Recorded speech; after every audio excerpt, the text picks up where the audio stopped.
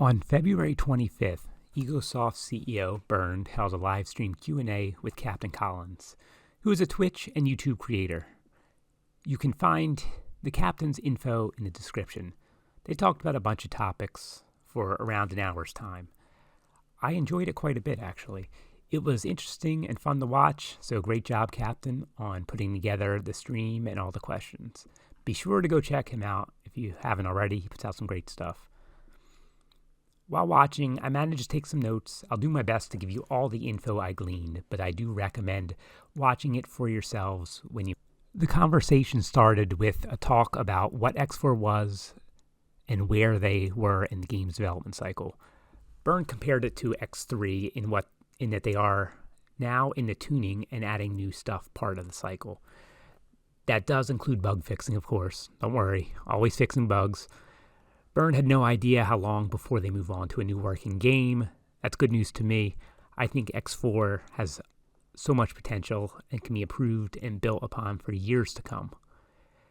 Terraforming, which is a feature that is free and coming to all players in the 4.0 update, was also discussed. Bernd reiterated it was for late-game players who want to do something with all their credits. They are mostly happy with its current state, but are still fine-tuning some things. He also mentioned some sort of gimmick for completing all the terraforming projects. I'm not sure if gimmick meant reward in this case, but it is something they are considering. Given the immense amount of materials it takes to complete them all, it'd be cool to have something special if you do end up doing that. The venture system was brought up. It is something they want to look at soon after releasing 4.0. This will likely be the next new content we receive after 4.0 and the Cradle of Humanity expansion. The goal of the new venture features is to encourage team play and social interactions. That's very interesting. I hadn't really considered a cooperative aspect to ventures. I only really thought about conflict-based improvements. I wonder what that says about me. I am very curious to see how they go about doing this. It should be pretty interesting. Bernd also assured us that it won't affect single-player balancing, and it would be optional. So if you don't like it, having any interest in it, it won't affect you. As Cradle of Humanity is only a couple of weeks away, the discussion turned to the expansion. Bernd did tell us some interesting information. As expected, there will be 2 new game starts and 2 Terran factions. I don't think this is a surprise, as all the other factions follow this model.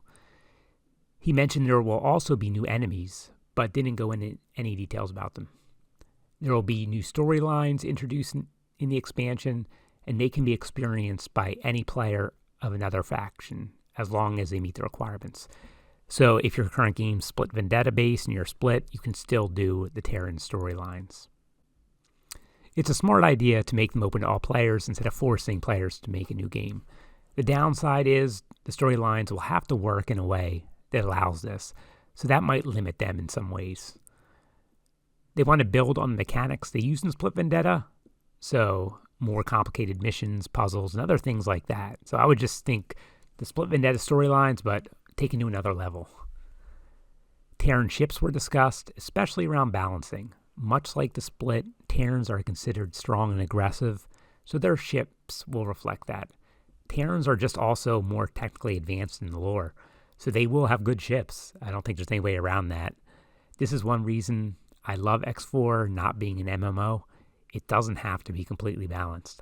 I do expect Terran ships to have some drawbacks, but I think we will have to wait for launch to find out more about them. The Terran economy will also be different and unique compared to other factions. In particular, Bernd said it will be shorter in the middle.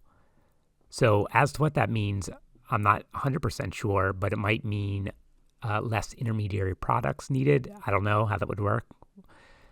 We'll have to see.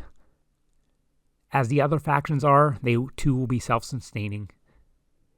It'll be interesting to see just how different their economy is, though.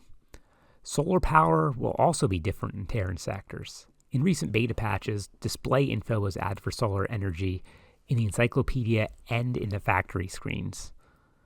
Now the Tanner systems will have some sectors which are better suited to energy cell production than others.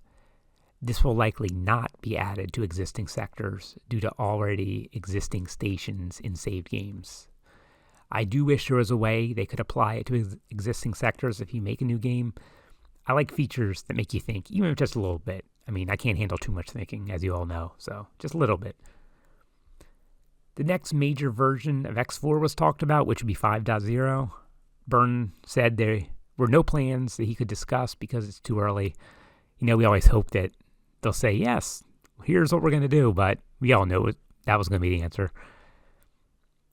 As it has been, 5.0 would be free to new players, but any expansion content would be extra cost. No surprise there, that's how they've done the previous two. Unless you had the Collector's Edition. And Cradle of Humanity is the second of the promised free expansions. I do want to know what's next, of course. Who doesn't? However, Bernd doesn't want to make any promises that he'll have to take back. And I don't blame him. Everyone's favorite topic of mining came up. Bernd tried to clarify how they intend resource probes to be used. In particular, they are not meant to be used in large quantities or have to be micromanaged. They will also not harm your miners. Like if they are put in a bad spot, they will only be used by your miners if they provide a benefit over the average in the region. So they're just like the sprinkles on your sundae. Players should think of them as just a way to give your miners some more info, but they are not required. They are also not very useful for manual mining, if that's your thing. The scanner accessed by Shift 2 is your main tool for that activity.